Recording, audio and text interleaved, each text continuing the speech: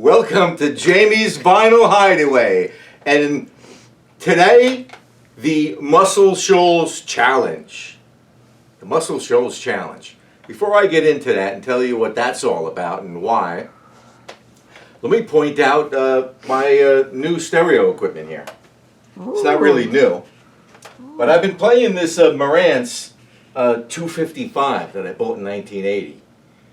And I've been using it ever since, on and off, mostly on, and it's getting it's a real workhorse, and it's tired. It's tired. I have a lot of problems with the selector switch. I could spray the hell out of it with the contact cleaner, and it still messes up. And plus, when you turn it on, the capacitors are charging up, and it sounds like a thunderstorm for about 30 seconds. So my friend Gladue gave me a Marantz 2240, which is like from the mid-70s, like 1974 or something. And the same problem with the selector switch. There's something a little flaky with this one as well. But it sounds really good, and it's working okay at the moment. And so that's what I'm going to use, the Marantz stereophonic receiver. Okay, the Muscle Shoals Challenge. What is that? Well, my friend Lee calls me up one day and says, "Jamie, I got a challenge for you." I said, "Oh man, a challenge." It kind of scared me. I was like, "Well, what challenge? What are you talking about? What's the problem?" He was like, "Why don't you do a show about Muscle Shoals and the music that came out of Muscle Shoals, Alabama?" Brilliant. Right? I'm like, it's like Lee it's right over there. A little southwest of here, on the other side of the Tennessee River in the northwestern corner of Alabama, next to Florida. There's a little next to Florence. There's a little town called Muscle Shoals. And in the early '60s, it became a hotbed, let's say, for recording. There was a studio still there, Fame Studios, started by Rick Hall. I believe he owned it and produced the records and whatnot. And he got a young guy in the area named Norbert Putnam, played bass guitar and other instruments as a session musician. And Norbert and a keyboard player named David Briggs. And let's see, a guitar player, drums, Jerry Kerrigan, and guitar, Terry Thompson. Those four guys were like the original Swampers. I don't know if they called them Swampers back then. The Swampers were a band. No, the Swampers were studio musicians. Oh, I thought they were a band. And they had a name. Yeah, it's kind of like the Soul Brothers up there in Detroit, you know. And anyway, the Swampers were just studio musicians that worked at Fame Studios, and later at the Muscle Shoals recording studio. What's the name of that other one? Fame. No, Fame, and then there's another place where the Swampers left. The second set of Swampers, so to speak, created their own recording studios.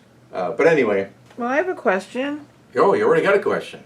Yes. This is not a stump to Jamie. This is just like... This is a challenge to Jamie. No, this is a genuine... I don't know. The lyrics in Sweet Home Alabama, where he refers to the Swampers. Got the Swampers. Is that what you're talking about? That's exactly what I'm talking about. Oh, I thought they were like swamp people, you know? Like people who... Maybe they got... I don't know. Swamp it's over by dwellers. the Tennessee River. Maybe they think that's swampy territory. Oh, I thought it was like a horror movie, the swamp people. It doesn't seem like a swampy area to me, but then again, what do I know? I'm just the boy from Long Island living in Tennessee, you know, so... but anyway, Thanks for clearing that up. The Swampers. So Norbert Putnam, the first hit that they had was an R&B singer called Arthur Alexander, and he did this song, "You Better Move on Dot Records. Don't zoom in, because this is not Arthur Alexander. This is Debbie Reynolds. I don't have you did tell me that. an Arthur Alexander Why did you hold up a Debbie Reynolds record? Because it's a Dot Records. We're not idiots. Look, you can't see it. You don't know. Dot Records. Could be Arthur Alexander for all you know. That's why. But anyway, big hit. Big hit out of northern Alabama, 1962. They have a big hit, puts freaking Fame Studios on the map. Arthur Alexander follows up with another song called Anna. Did these songs ring a bell? The Beatles, Anna. There you go. Right. So, You Better Move On was covered by the Rolling Stones and came out on their album December's Children. This is like their fourth or fifth album. Nice little blue London label there. Anna, his second song was Where Are the Beatles? Uh-oh. Left them in the box. Oh no. Yep. Left them in the box. The Beatles. You can guess what album they were on the Beatles. Where are the Beatles? Ah, here they are. I knew I... Look how you can put your hand right on that. Well, it's not like they were upstairs in the Beatle collection. But, yeah, on the Beatles' very first record that they put out in England, Please Please Me. This is a nice little Japanese import, by the way.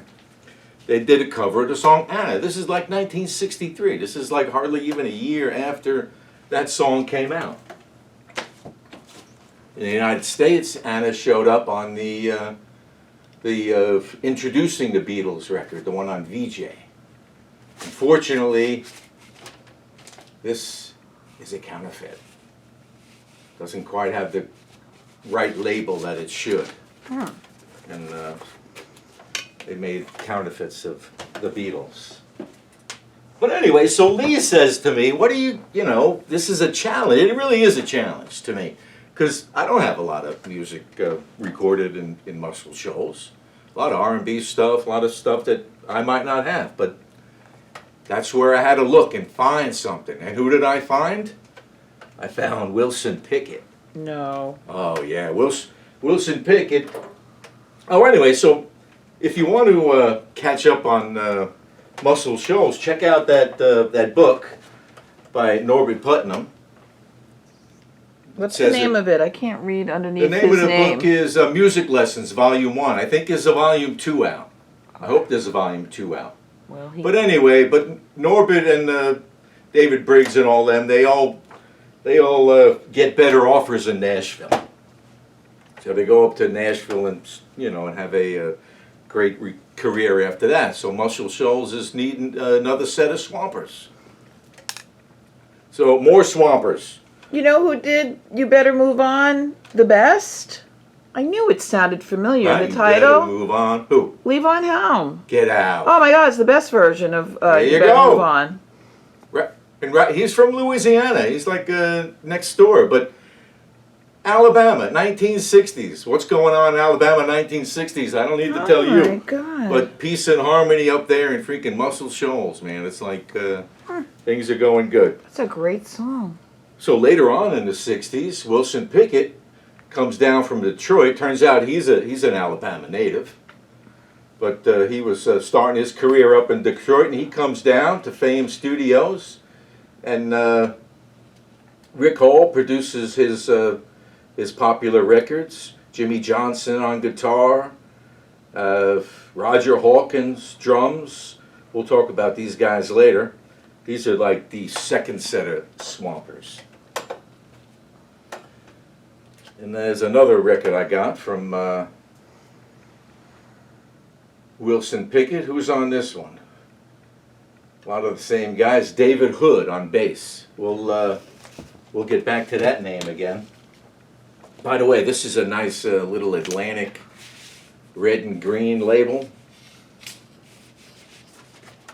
And shortly after that, Atlantic, went to their from the blue and green label to the red and green label. The Italian label.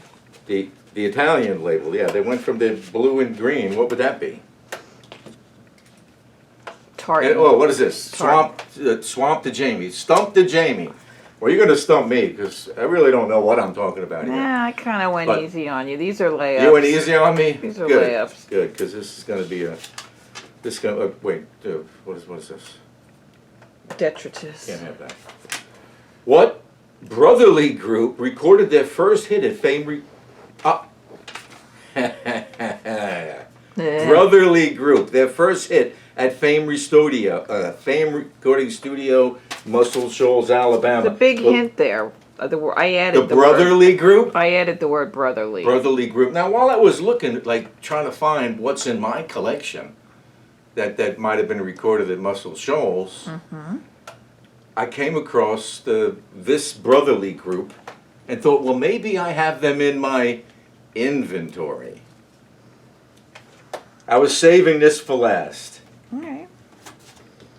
Freaking Osmond Brothers, man. That's correct. The Osmond Brothers recorded One Bad Apple in... That is correct. Not in Utah, in their home state of California, which would have been, a little closer. I thought this would they stump recorded you. several albums there. Turns out this is their second album. Homegrown, and I'll sell it to you for a nominal price. But $1 would be too much. I want a little more than that. Well, that would. But anyway, that's in the inventory, and because the Osmonds were, needless to say, not one of my rock and go-to groups in the, But yet 60s you have and it. 70s. Yet it's inventory. No, I get it. Remember the difference. Inventory, treasured collection. Two different things. So anyway, good question. I don't know how you came up with that, but that's good. So, Research. so Wilson Pickett's there. You got to check this out. So while Wilson Pickett is there, also Aretha Franklin recorded there. And things didn't go well there. Another story, you can look that up. But they took off and with Jerry Wexler and Atlantic Records, and they went up to New York City. They brought some of the Muscle Shoals people with them, including Duane Allman. Duane Allman was like hanging out in the parking lot. And they were like, who's this hippie dude hanging out in the parking lot? He plays guitar. Turns out he plays great guitar. So he played on some Wilson Pickett stuff. And I'm going to play a little bit from, this is the best of record, but he played on the song Hey Jude, which turned out to be a hit for Wilson Pickett. And I believe the guitar playing that he does here kind of got to the attention of certain people, including Eric Clapton, who said, hey, why don't you join my Derek and the Dominoes? So let's get a little piece of that. Check this out. To make it better.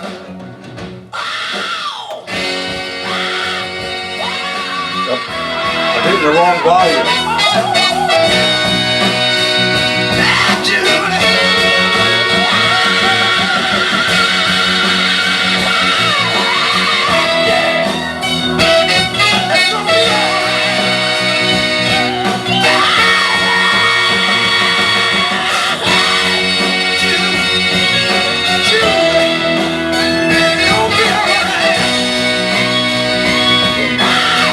Check this out. I'm just putting on the left speaker now. That seems to be where Duane Allman is.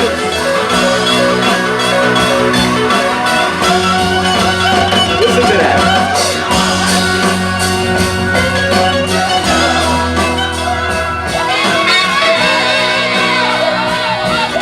He gets kind of drowned out by Wilson Pickett, but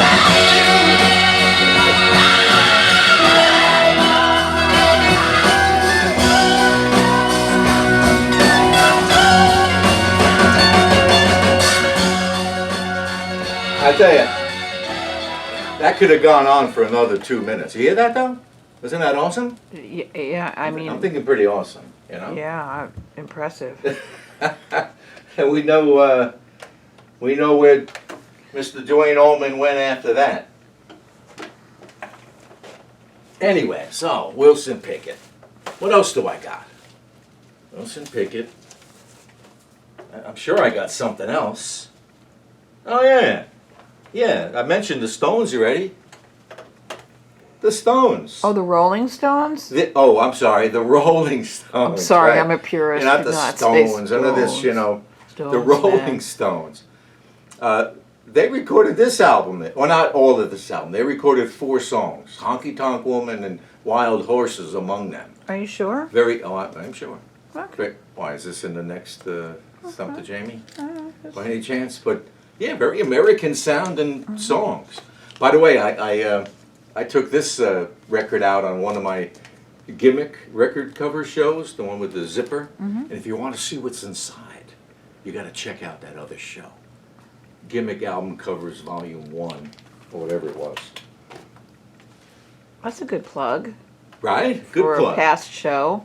Right, yeah, because I'm not going to show you the what's behind the zipper there. Are you ready for Stump the Jamie Stump to Jamie number 2. Stump to Jamie number 2. You gotta catch it first, man. Gotta catch it. All right. Let's see. What Rod Stewart album was recorded in Muscle Shoals? Oh, you got me there. Stumped. All right. Hey, was that on my list of who recorded in Muscle Shoals? Should be. We got freaking Bob Seger. You got the Black Keys even recorded there. Yeah. That was later on. Can He, Etta James, Mac Davis, Jerry Reed. They did do some country music there. Matter of fact, it's probably more of what they do exclusive, you know, currently. So are you stumped? Is that what you're Oh saying? yeah, right. Yeah, I'm stumped because I don't know. It's not one of the. It's not Well, one of the ones that I have, right? Well, then you might want to throw that out to your Because if it is one of the listening ones I have, I'm audience. going to have to run upstairs and. Perhaps get it. throw it out to your listening audience. Oh, listening audience. What Rod Stewart album was recorded? The whole album recorded in Muscle Shoals, or part of it. You know, what did Rod Stewart do in Muscle Shoals? I don't know. It's not Every Picture Tells a Story. It's not Never a Dull Moment. Guessing is not a good look. Just No, but let I just it go. wanted to throw those 2 albums out Okay. there because they're like great albums. No, I don't know which ones. Okay. So if anybody out there knows, please make a comment because she's not going to tell me. At least not now.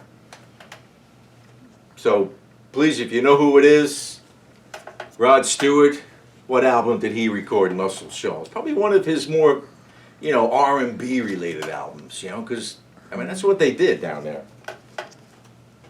So what else? The Rolling Stones. Oh, Bob Dylan. He recorded this whole album, Muscle Shoals. No kidding. Yeah, no kidding. With Mark Knopfler on guitar, no less. Oh yeah. Yeah, it's like, well, you know, Slow Train Running. You know, with the song, you know, Gotta Serve Somebody. That was a hit at the time. That's an interesting cover. Right? This is like a little Americana, you know, hard-working, you know, trains and, yeah. Notice the cross on the background and the telephone pole. You know, this was like one of his, what do you call it, transformational albums. I just made that up, but you could look that up later. Good to know. Right? Anyway, what else? The Stones, is that all I got? Can't be. No, it can't be. No, it can be. Well, it could be, but I got one It question can be left because I for don't you. have any Leonard Skinner. Oh, back to Leonard Skinner. Yes. Back to Leonard Skinner. They went to Muscle Shoals and did their initial demos in Muscle Shoals. Got the And that's why they even mentioned the Swampers The in Swamp that people. Alabama song.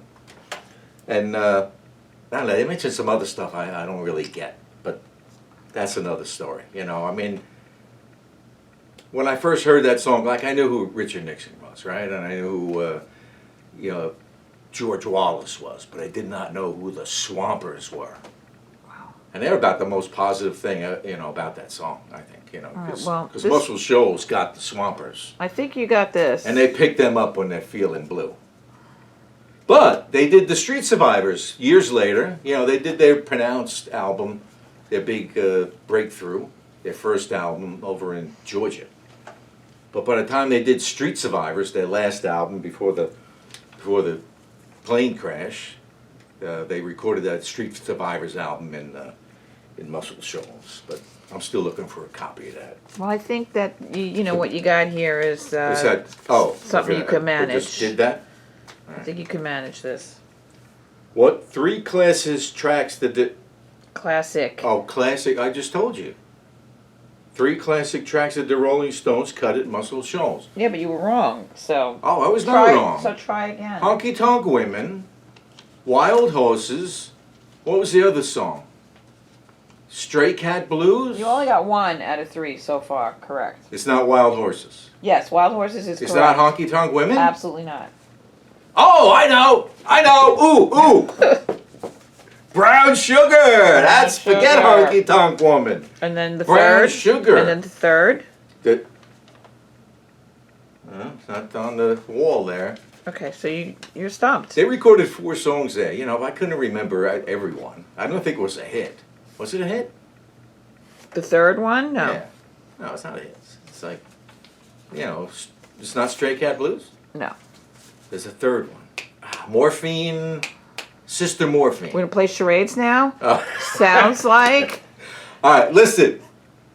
What are some other songs? She says 1, I say 2. Ask your listening audience. Listening audience. Your fans. What other Rolling Stone songs were recorded in Muscle Shoals? There You you got go. your Brown Sugar. You got the Wild Horses. I think there's like 2 others, actually.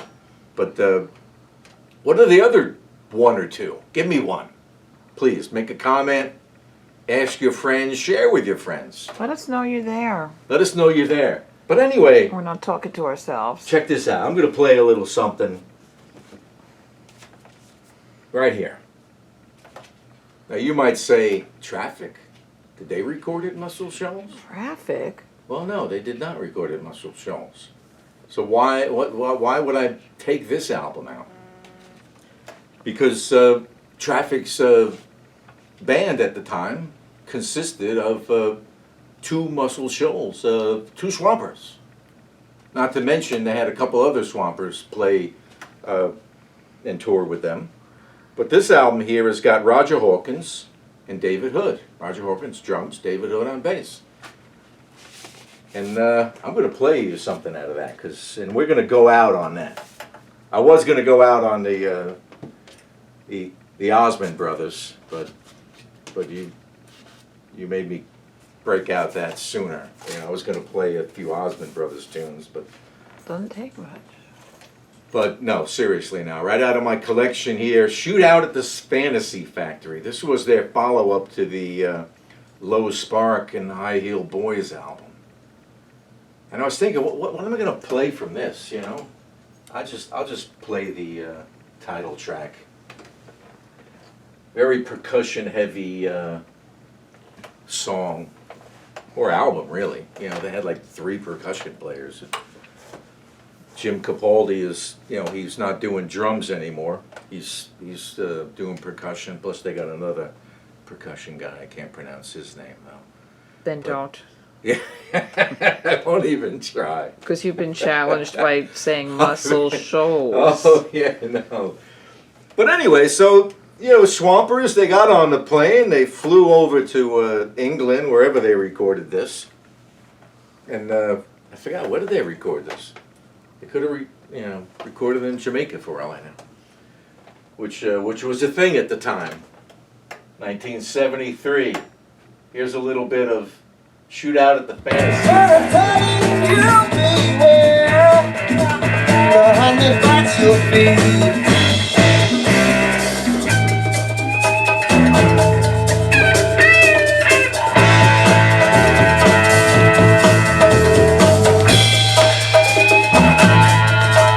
How's your Irish coffee?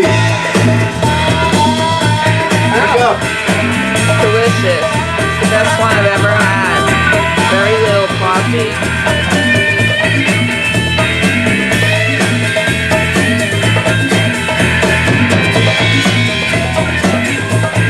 I think that covers everything. I want you to know that there's a bar in Florence called Swampers Bar and Grill. What do you? Oh, let's go there. Yeah, that's what I'm saying. Let's go there. One of your next trip down to, Lawrenceburg or whatever.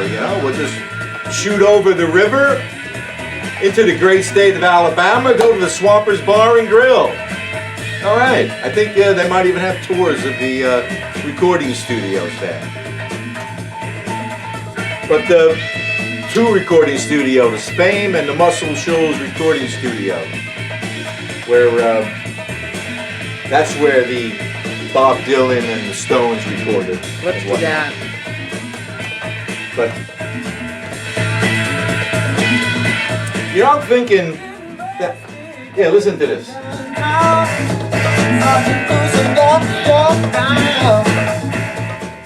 Now, it's not just me, but I can't hardly understand most of what Steve Winwood says when he's singing.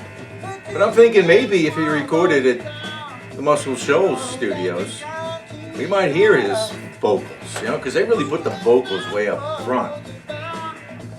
So then you get this back.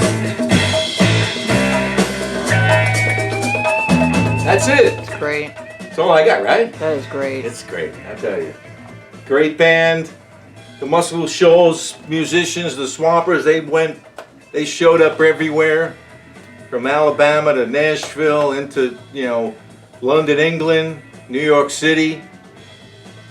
All those great places. But thanks to the great state of Alabama for some really great music. Oh, by the way, who's from Alabama? Hank Williams, Alabama. But also, Bo Weevil Jackson. Bo Weevil. Bo Weevil Jackson, great blues Who player names from their the kid 20s. Bo Weevil? Right? Well, that Bo Weevils, they're a problem around these parts. It's an insect. But yeah, it is pretty interesting. But you know, I was hard to find Alabama on my. I didn't know he played baseball. Yeah, no, not baseball. These are the R. Crumb cards. Oh, I Yeah, thought these it are was a really cool. baseball card. Heroes of the Blues. Oh. Yeah. There was like 2 Alabamians in here, or 2 or 3, and this was he had the best repertoire. I guess I should have The zoomed coolest in on name. Bo Weevil. Bo Weevil Jackson from Alabama, Birmingham, 1920s. Thank you everybody for tuning in. Subscribe, please. Share it with your friends. Make some comments. Answer those stump questions. Later, man. Move it.